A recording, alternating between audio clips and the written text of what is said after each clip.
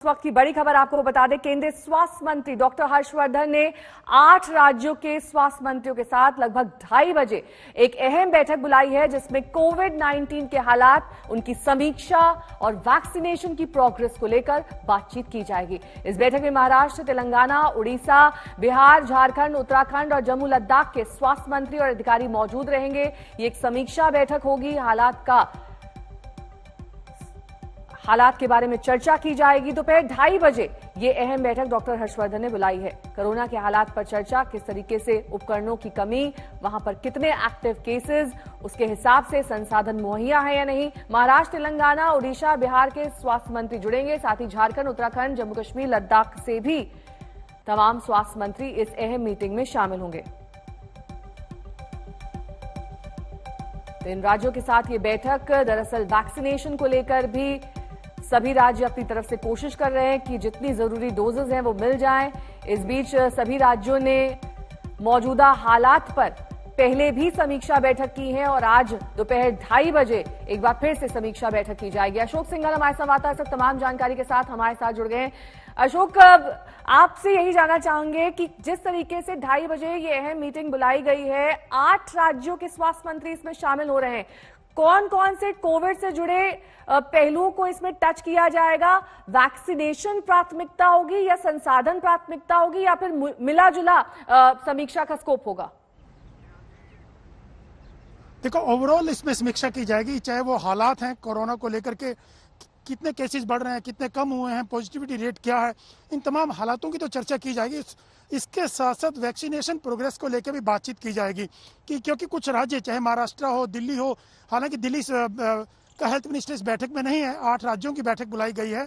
इसमें वैक्सीनेशन का मुद्दा तो उठेगा ही, क्योंकि कई राज्य ऐसे हैं जहां पे वैक्सीन बहुत कम रह गई है, कुछ दिनों के लिए बची हुई है, और बार बार वो सेंटर को ये बात कह भी रहे हैं कि हमारे पास वैक्सीन नहीं है 18 से 44 साल के लोगों के लिए लगाने के लिए। तो वो एक मुद्दा वो भी रहेगा, और कितनी वैक्सीन अभी तक लगी है, क्या प्रोग्रेस है, ओवरऑल स्थिति का आंकलन इस बैठक में केंद्रीय स्वास्थ्य मंत्री, 8 राज्यों के अधिकारी और मंत्री रहेंगे स्वास्थ्य, उनमें चर्चा की जाएगी कि क्या स्थिति आगे ठीक हो रही है, कहाँ केसेस बढ़ रहे हैं, कहाँ कमियां हैं, इन तमाम चीज़ों को लेकर के, और क्या क्या वहाँ पर संसाधन है, इसको लेकर के विस्तार से चर्चा की जाएगी। और 2 घंटे ये बैठक चलने वाली है। अशोक, साथ ही जिस तरीके से आप जानकारी दे रहे हैं कि तमाम जो राज्य हैं उनके स्वास्थ्य मंत्रियों के साथ बैठक होगी, अलग अलग पहलुओं पर चर्चा की जाएगी, समीक्षा की जाएगी, और उसके बाद बैकअप प्लान क्या रहेगा अगर 3rd वेव आती है, इस पर भी बात हो सकती है। देखिए, 3rd वेव को लेके तो आज जो हेल्थ मिनिस्ट्री की प्रेस कॉन्फ्रेंस है, उसमें चाहे वो प्रिंसिपल साइंटिफिक एडवाइजर हो या दूसरे एक्सपर्ट हो, उन्होंने साफ तौर से कहा है। लेकिन अभी तो ये 2nd वेव चल रही है, उसको कंट्रोल करना और उसके बाद 3rd वेव को लेकर तैयारियां करना, ताकि जो स्थितियां 2nd वेव में हुई है, ऑक्सीजन की हो, वेंटिलेटर की हो, आईसीयू बेड्स की हो, हॉस्पिटल्स की मारामारी जिस ढंग से रही, इन तमाम चीज़ों से एक्सपीरियंस लेते हुए अभी से 3rd वेव की तैयारी भी करनी होगी, क्योंकि साफ तौर से तमाम एक्सपर्ट्स ने कह दिया था कि 3rd वेव आना निश्चित है। उसकी तैयारियों को लेकर बातचीत हो सकती है, लेकिन अभी 2nd वेव को कैसे निपटा जाए, उसको कैसे कमजोर किया जाए, उसको कैसे जो सुविधाएं हैं, संसाधन है, उसको कैसे आगे बढ़ाएं, उन तमाम चीजों पर चर्चा होगी। बहुत बहुत शुक्रिया। दिल्ली के मुख्यमंत्री अरविंद केजरीवाल ये कह रहे हैं कि दिल्ली में कुछ दिन की ही वैक्सीन बची है। वैक्सीन का संकट दूर करने के लिए वैक्सीन बनाने का फॉर्मूला दूसरी कंपनियों को भी दिया जाना चाहिए, जिससे ज्यादा उत्पादन हो सके। बीजेपी ने केजरीवाल पर पलटवार किया कि केजरीवाल सबको वैक्सीनेशन पर लगातार विज्ञापन दे रहे हैं, लेकिन न वैक्सीन पर ग्लोबल टेंडर दिया, न कहीं से वैक्सीन का प्रावधान किया। हमारा लक्ष्य है कि आने वाले 3 महीने में सभी दिल्ली वालों को वैक्सीनेशन लगा दिया जाए। लेकिन एक बड़ी समस्या आ रही है, और वो है वैक्सीन की कमी की। दिल्ली में हमारे पास अब केवल कुछ दिन के वैक्सीन बचा है, और ये समस्या देशव्यापी है। पूरे देश में इस वक्त वैक्सीन की भारी कमी हो रही है। कुछ राज्य तो ऐसे हैं जहां वैक्सीन न होने के कारण अभी तक वैक्सीनेशन शायद शुरू भी नहीं हो पाया।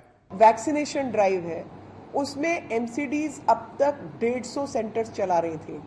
एक तरफ वैक्सीनेशन का हल्ला किया हुआ है, और दूसरी तरफ 60 वैक्सीनेशन सेंटर्स को बंद कर दिया है, और लगातार एडवर्टीजमेंट आ रहा है दिल्ली में यूनिवर्सल वैक्सीनेशन जो है वो अरविंद केजरीवाल प्रोवाइड करने वाले हैं। ना तो अभी तक कोई ग्लोबल टेंडर किया है, ना कहीं से वैक्सीन का प्रावधान किया है, यही विपक्ष के लोग वैक्सीन के विरुद्ध युद्ध में लगे हुए थे।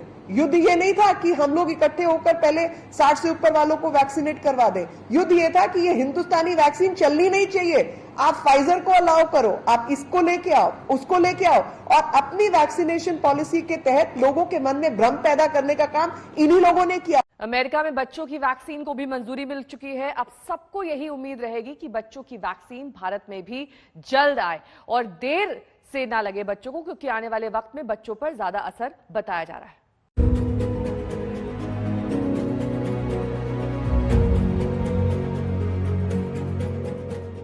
कोरोना के इस तूफान में अब हर परिवार की चिंता बच्चों को लेकर है कि कैसे बच्चों को संक्रमण से बचाया जाए, कैसे और कितनी जल्दी बच्चों के लिए भी टीका आए और टीका बच्चों को लगाया जाए, जिससे कम से कम बच्चे तो इस वायरस के खतरे से दूर रहें। इस पर एक बड़ी उम्मीद अमेरिका से दिखी है।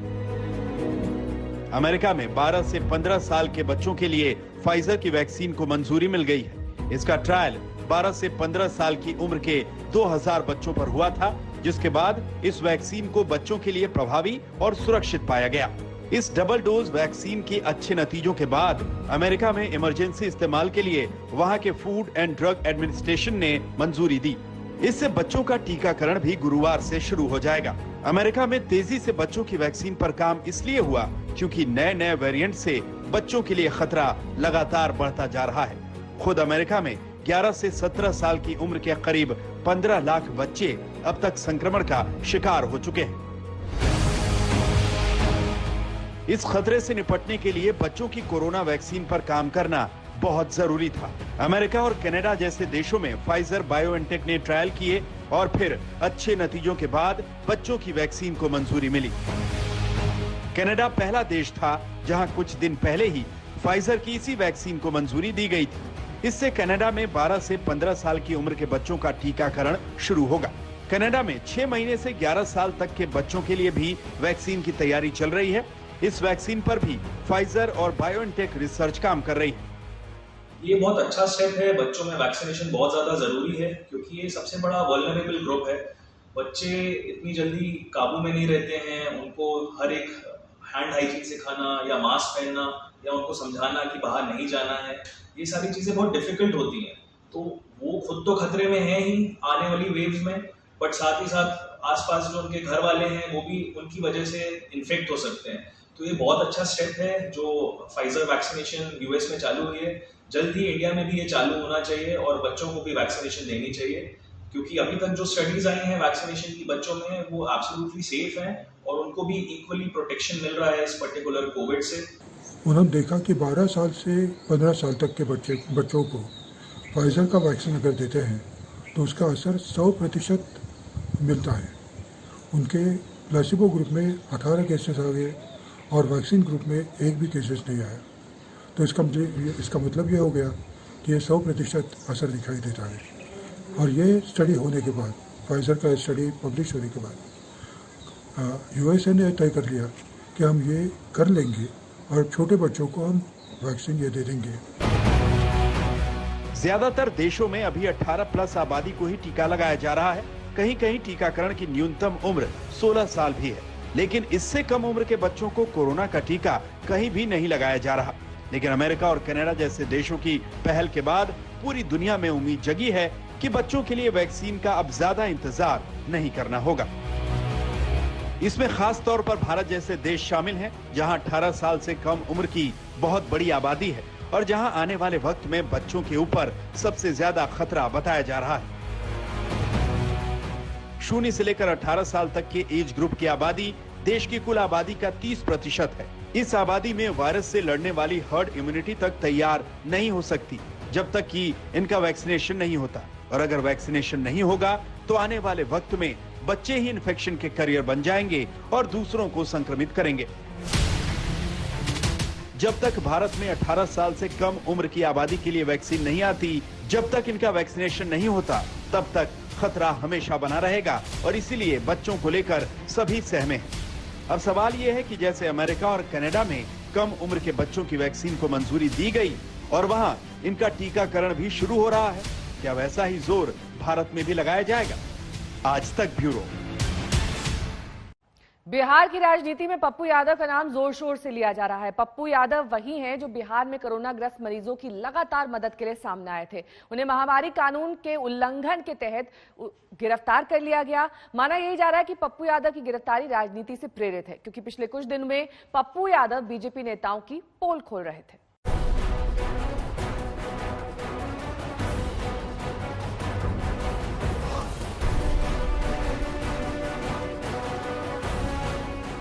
कोरोना के इस भीषण काल में पप्पू यादव मरीजों के लिए उम्मीद बनकर दिखे थे।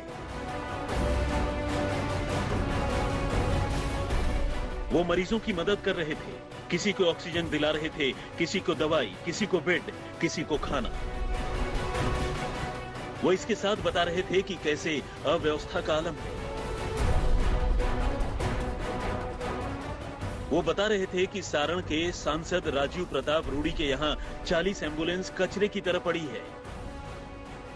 वो बता रहे थे कि पटना के सरकारी अस्पताल में ऑक्सीजन सिलेंडर कबाड़ में पड़े हैं।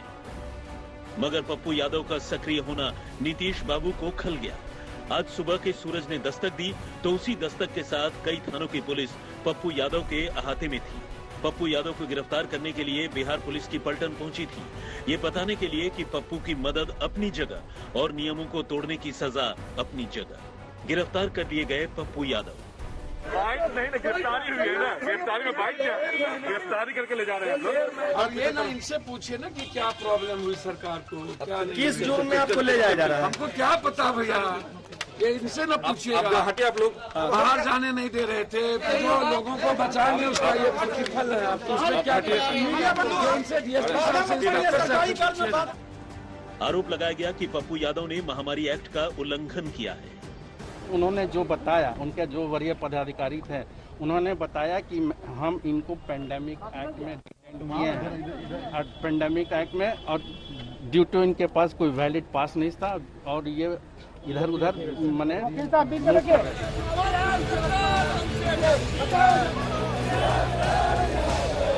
पप्पू यादव की गिरफ्तारी से बिहार की राजनीति सुलग उठी। सबसे पहले पप्पू यादव के समर्थकों ने थाने का घेराव कर दिया।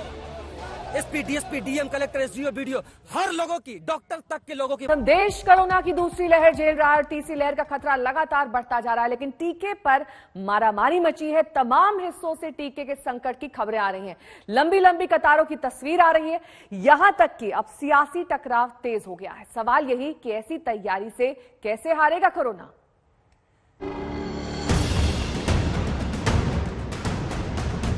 बाहर खड़े थे 8:15 बजे से, अभी तक हमारा नंबर नहीं आया है। यहाँ पे लोग जो है 12 से 1 बजे वाले भी लगे हुए हैं। बिजनेस वाले या कोई भी जॉब वाले वो क्या करें? ये तो बड़ा पूरा टोटली मिसमैनेजमेंट है। यहाँ पे भीड़ रखा है, कोई पता नहीं कब नंबर आएगा। No point standing over here. Just see the social distancing. What are we supposed to do? Go back home?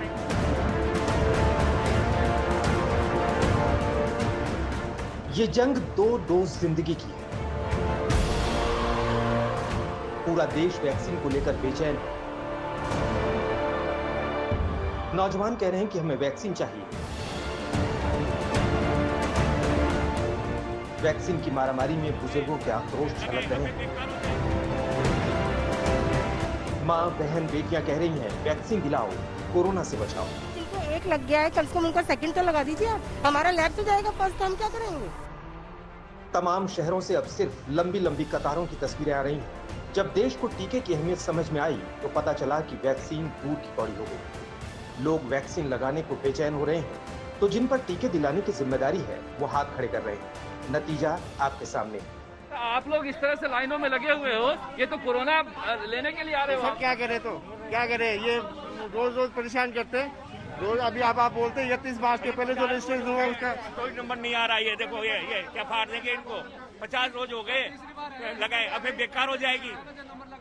वो पहले लगाए जो नंबर ही नहीं दे रहे 50। आप लोग बुजुर्ग लोग हो, आप लोग को इस तरह से तो बच के रहना चाहिए ना। सर क्या करें, टोकन वो तो लगवाए सुबह से कह रहे थे ऑनलाइन रजिस्ट्रेशन होता नहीं है यहाँ, ये लगाते नहीं है, करेगा फिर मानने को तैयार नहीं है। मानने को तैयार नहीं है। अब बोले साहब 31 मार्च के बाद पहले वालों को जो रजिस्टर हुआ उनको लगाएंगे। आज टोकन दे दिए सुबह 6 बजे। ये स्थिति है वैक्सीनेशन सेंटर पे। 18 साल से ज्यादा उम्र के लोगों को वैक्सीन लगाने का ऐलान तो हो गया, लेकिन इंतजाम नहीं हो पाए। राज्य सरकारों के पास वैक्सीन की पर्याप्त डोज नहीं है।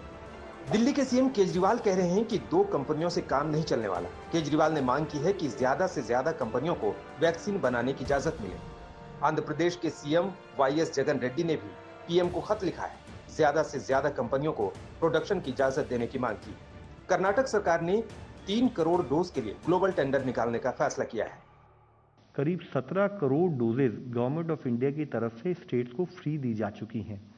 तो एक स्थाई पर जो मुख्य कार्यक्रम जो चल रहा है वो गवर्नमेंट ऑफ इंडिया की तरफ से फ्री स्टेट्स को प्रोवाइड किया जा रहा है ताकि हम मॉर्टेलिटी को कम कर सकें।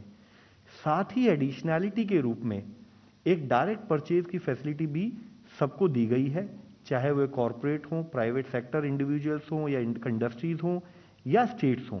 तो इट इज एन एडिशनैलिटी जिसमें स्टेट्स जो हैं उनसे अपने जितने भी सप्लायर्स हैं उनसे बात करके उनसे ऑर्डर प्लेस कर सकती हैं। तो सवाल उठ रहे हैं कि क्या टीकाकरण के महाअभियान में भारत पिछड़ रहा है?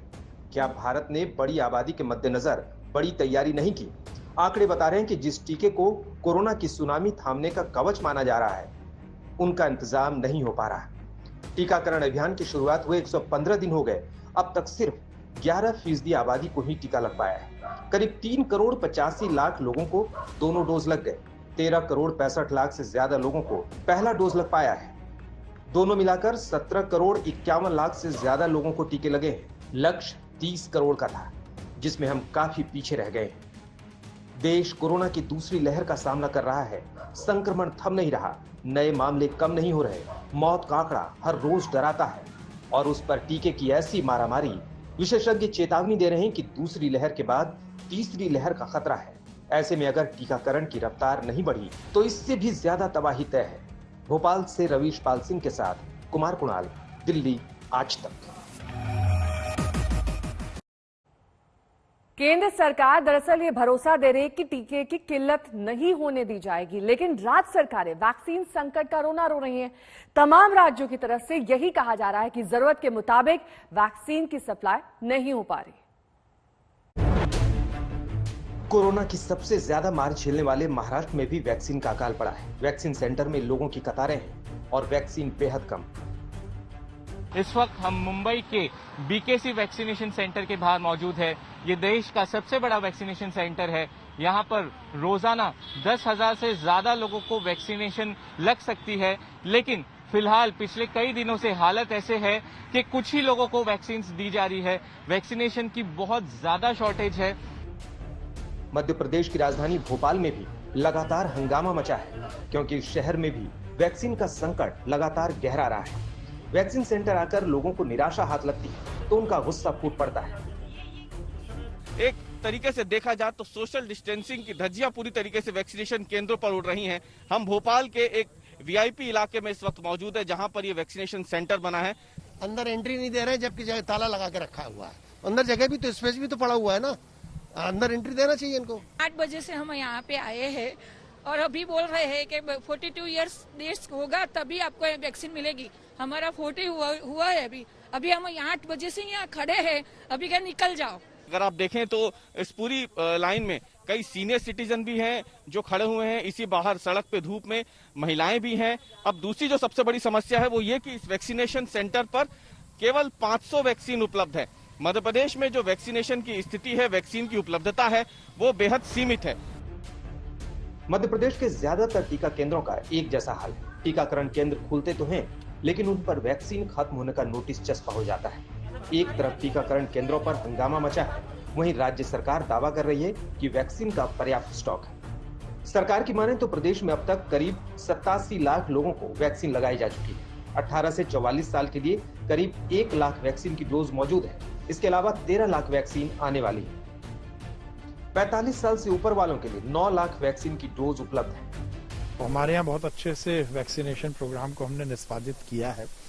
मैं मोदी जी को भी बहुत बधाई दूंगा कि उन्होंने बहुत साइंटिफिक तरीके से वैक्सीनेशन प्रोग्राम को मध्य प्रदेश में डिजाइन किया और शिवराज सिंह चौहान जी के नेतृत्व में हमारी सरकार भी अच्छे से वैक्सीनेशन प्रोग्राम को कर रही है। यदि हम फ्रंटलाइन वर्कर की बात करें, हेल्थ जो वर्कर है उनकी बात करें, तो पहला डोज हमारा लगभग 4 लाख 1,33,000 लोगों को हमने वैक्सीन प्रोग्राम से जोड़ा और सेकंड डोज में हमने 3,26,000 टोटल मिलाकर 7,60,000 हमारे हेल्थ वर्कर को हमने वैक्सीन लगाया। टीके की कमी से तमाम राज्य जूझ रहे हैं। 2 दिन पहले तक किस राज्य के पास वैक्सीन की कितनी डोज बची थी, उसका जरा आंकड़ा देख लीजिए।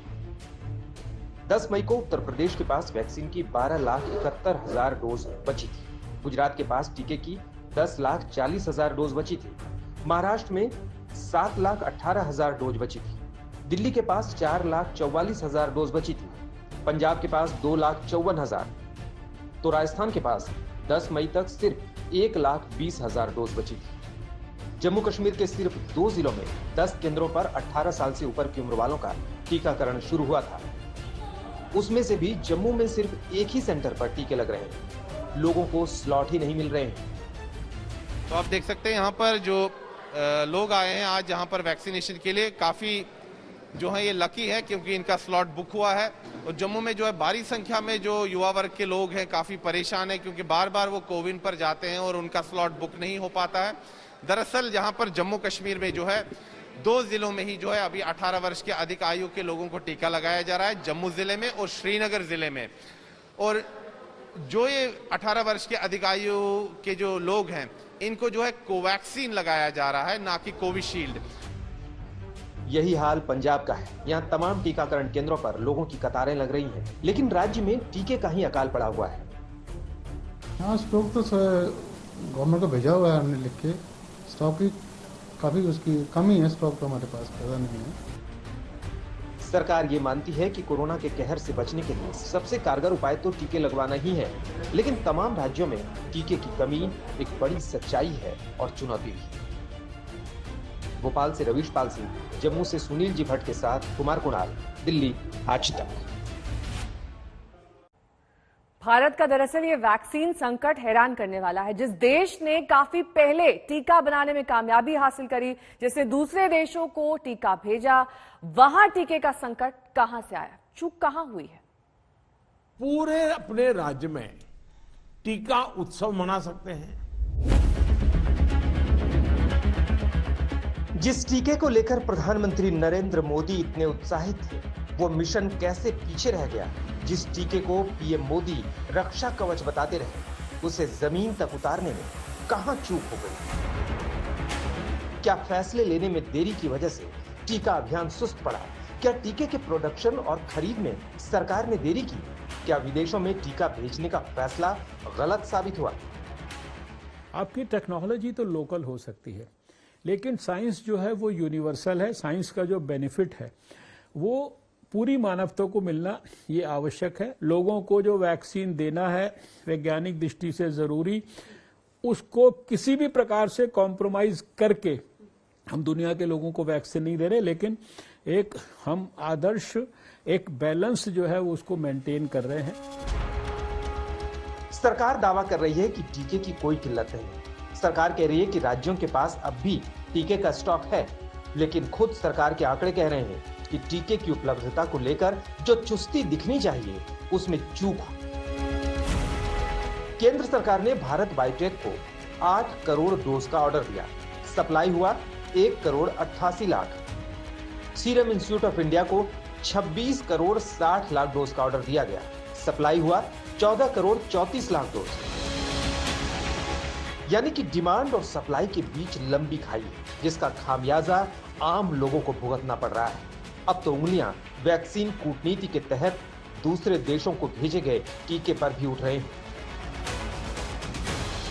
भारत ने ब्रिटेन को 50 लाख, ब्राजील को 40 लाख, बांग्लादेश को 1 करोड़ 3 लाख, दक्षिण अफ्रीका को 10 लाख, सऊदी अरब को 45 लाख, कनाडा को 5 लाख वैक्सीन की सप्लाई की। करीब 6 करोड़ 63 लाख वैक्सीन विदेश भेजे गए। कहा जा रहा है कि यह कूटनीति देश पर भारी पड़ गई। ये तो तय है कि कोरोना से बचना है तो टीकाकरण अभियान की रफ्तार बढ़ानी है। जब तक टीका नहीं, तब तक देश सुरक्षित नहीं। ये कैसे होगा, इस बारे में सरकार को सोचना है। आज तक ब्यूरो। वैक्सीन के लिए दरअसल इतनी मारामारी है क्योंकि लोग इसकी अहमियत को समझ गए हैं। इंग्लैंड में हुई एक स्टडी के मुताबिक पुणे के सेरम इंस्टीट्यूट में बन रही कोविशील्ड की सिंगल डोज को इतना प्रभावी बताया गया कि इससे मौत का खतरा 80% तक कम हो जाता है। भारत में सबसे ज्यादा कोविशील्ड ही लगाई जा रही है।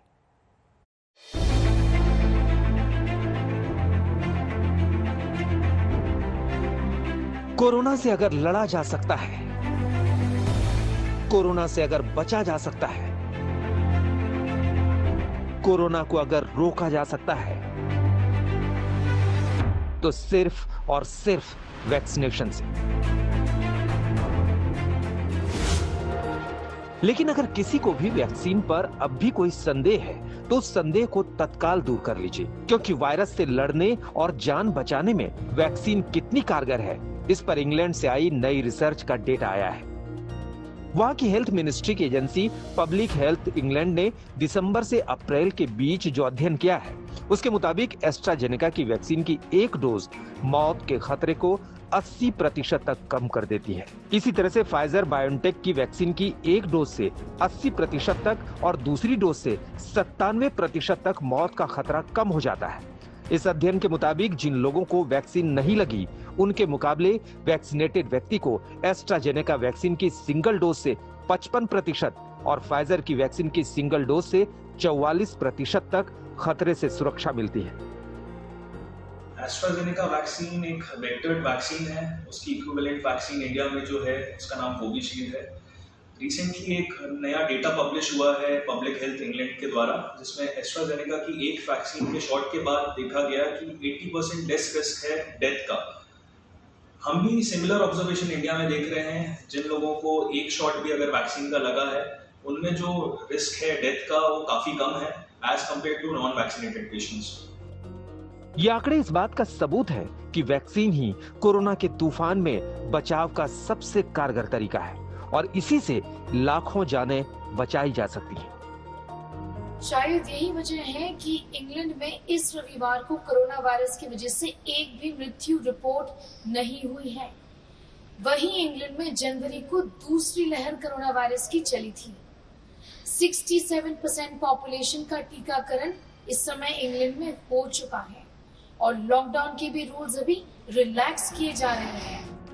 ये वैक्सीनेशन पर भारत के लिए सीखने वाली बात है और सुकून देने वाली खबर एस्ट्राजेनेका वैक्सीन पर है, जिससे मौत का खतरा 80% तक कम हो जाने की बात इंग्लैंड के अध्ययन में की गई है, क्योंकि एस्ट्राजेनेका वैक्सीन ही कोविशील्ड के नाम से भारत के टीकाकरण अभियान में सबसे ज्यादा लगाई जा रही है और जिसका उत्पादन पुणे का सीरम इंस्टीट्यूट कर रहा है। भारत में अब तक कोविशील्ड की करीब 15 करोड़ 66 लाख डोज लगाई जा चुकी है, जबकि भारत बायोटेक की कोवैक्सीन की करीब 1 करोड़ 71 लाख डोज लगाई जा चुकी है। तो ये दोनों देशों में जब स्टडीज हो गई, फर्स्ट डोज के ऊपर हेल्थ केयर वर्कर्स के ऊपर ये काम किया गया और उसमें देखा गया कि एक डोज के बाद ही हमें काफ़ी अच्छा असर मिल सकता है और ये हो सकता है।